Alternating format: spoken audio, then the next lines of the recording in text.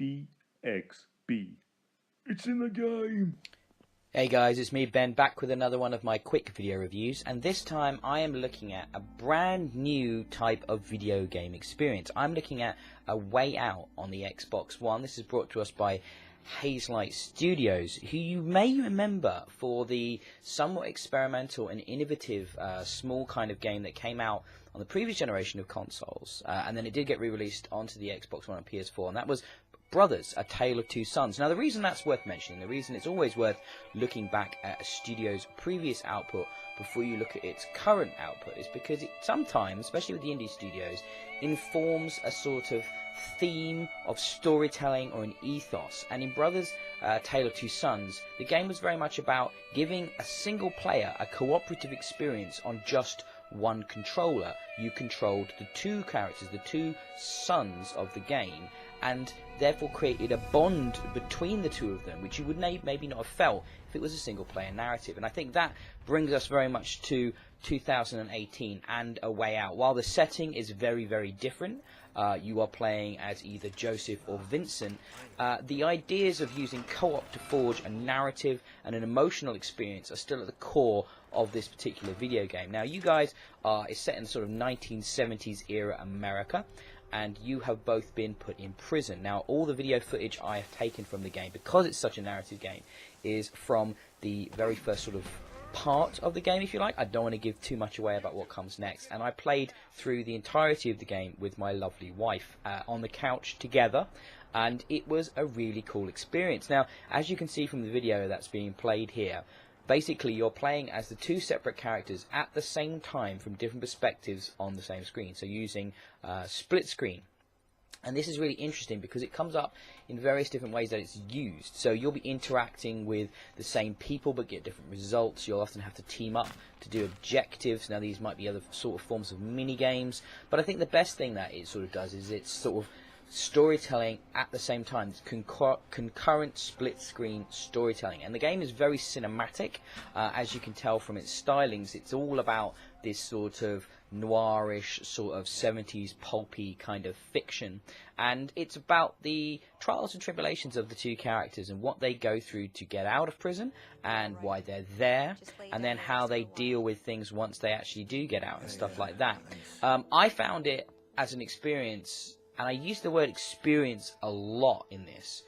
It was very compelling, and not necessarily the most deep form of gaming experience. What I actually liked was something my wife brought up, and I thought we summed it up really well, that while the gameplay itself was complex enough to keep her engaged, it's very, very welcoming to new players, to people that might be playing this experience and playing through a game like this with a partner who's more of a gamer. Or a friend who's more of a gamer, who's convinced them to try something entirely new with them that they wouldn't normally try. So the game is very accessible. Most things are button press prompts that happen on the screen, so you know what to do. There's a lot of wandering around and poking at things. It's quite a slow pace, but not all the time. Things do get very hectic, and there are failed states. But when you do need to try do something again, especially with the person sat next to you on the couch, you really sort of help each other get through the situations because you're figuring it out as you go along. I found it really exciting and really interesting, and I really like where the story went. There are problems with characterization, and there are problems with voice acting. I think that probably comes from the fact that Joseph Fares, who's the guy in charge of Hazelight, and where Hazelight is based, they're not native English speakers, and they're not native to American culture. So this is a bit got that sort of Detroit Become Human Quantic Dream issue, where it's the people from Europe looking through a particular lens at American culture. It's also something you might have seen from Hideo Kojima and the Metal Gear series. So things don't necessarily ring completely true, but they ring true enough and pulpy enough that they're definitely entertaining and fun to do. Like I said, the writing is sometimes a little bit off and a bit weird, but it only pulled me out of the experience a couple of times. But for the most part, I was very compelled to find out what happened to Joseph and Vincent. The experience, the game itself, isn't that long. It's only maybe like 6 or 7 hours. And to be honest, I'm not sure there's got a great deal of replay value here once you've gone through it, because it is so narrative focused. You're probably not going to want to play through the game again and again and again, though you might want to introduce it to other people that haven't before, because one of the cool things with this is that if you bought the game, you can sort of give a download token, as it were, to someone else so they can get it for free so they can play it with you, which I think is really inclusive and really fun. And it works very well over Xbox Live as well. I tested that out. But I think the real way to play this is definitely on the couch with your partner there with you.